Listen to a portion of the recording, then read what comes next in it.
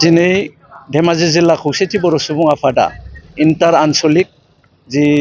Volleyball बादायलायनाय बे बादायलायनायखौ होदों आन्डार 19 जिहेतु बियो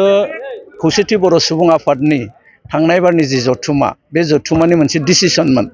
जे आन्डार 19 आव भलिबल कम्पिटिशनखौ मोनफ्रोमबो जिल्लाया इन्टार आनसलिक खुंगोन आरो मिरुआ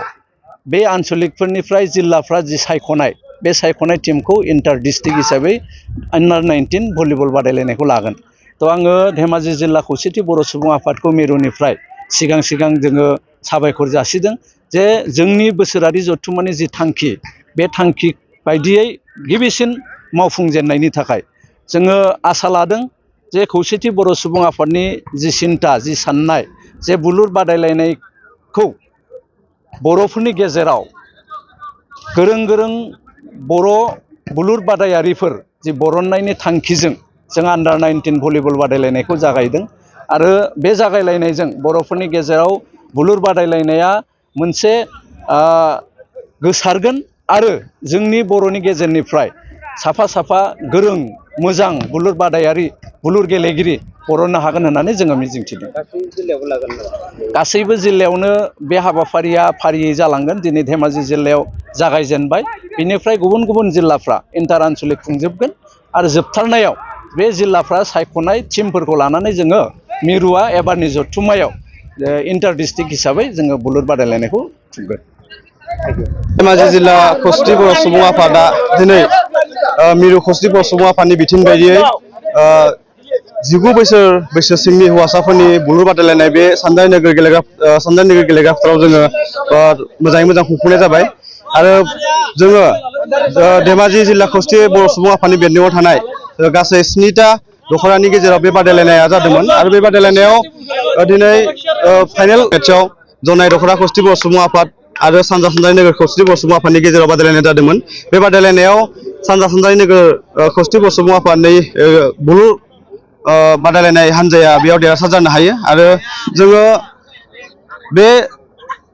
बुलुर बादायलायनायनि जिथु मेन थांखि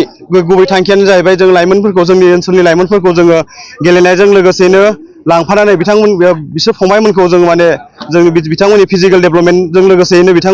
बिथांमोना जाहाथे फेग्रा मुवा बेसादनिफ्राय गोजानाव थायो एबा बिथांमोना बे बुलुर बादायलायनाय गेलेनायनि लोगोसेनो बिथांमोना गावनि जिउ राहाखौ दाना लानाय हाबाफारियाव बिथांमोना जाहाथे जौगासार जानो हायो बे थांखिखौ नोजोर बोनानैनो मिरु खौसेथि बर' सुबुं आफादनि दैदेनगिरि गेदेमा बिथांमोना जोंखौ बिथोन हरनाय बायदियै जों दिनै बे बुलुर बादायलायनाय हाबाफारिखौ बे सानजारि नोगोराव खुंफुंनाय जायो।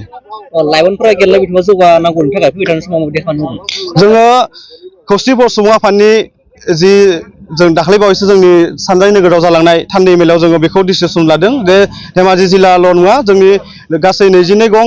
जिल्ला मिरु खौसेथि बर' सुबुं आफादनि बेन्दोङाव थानाय गासै 22 गं जिल्लायावनो जोङो लाइमोनफोरखौ गेलेनायजों लोगोसेनो जोङो गोबां राहा बिथांमोननो जोङो गेलेनायनि जोङो कचिं होनो थाखाय थांखि लादों। नाथाय जोंनि बे बुलुर बादायलायनाया जोंनि थाखाय बे गिबि खेब आरो जों बे बुलुर बादायलायनायल' नङा, जों बुलुरनि अनगायैबो जोङो गुबुन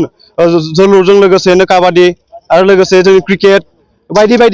गेलेनाय आयदायावनो जोङो बिथांमोनखौ कचिं होनानै बिथांमोनखौ जोङो जोंनि ओनसोलनि जोंनि बर' लाइमोनफोरखौ जोङो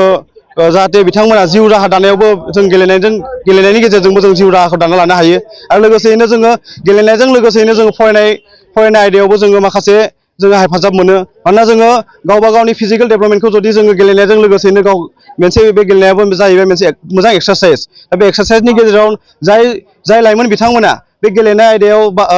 गोसो होयो बिथांमोना दिनै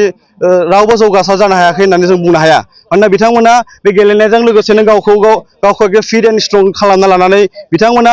जायनि सोलेरा फिट आरो स्ट्रं थागोन बिथांमोनासो फरायनायजों लोगोसेनो गुबुन जोंनि बायदि बिथिङावबो बिथांमोना गावखौ माने स्ट्रं लाखिनो हागोन।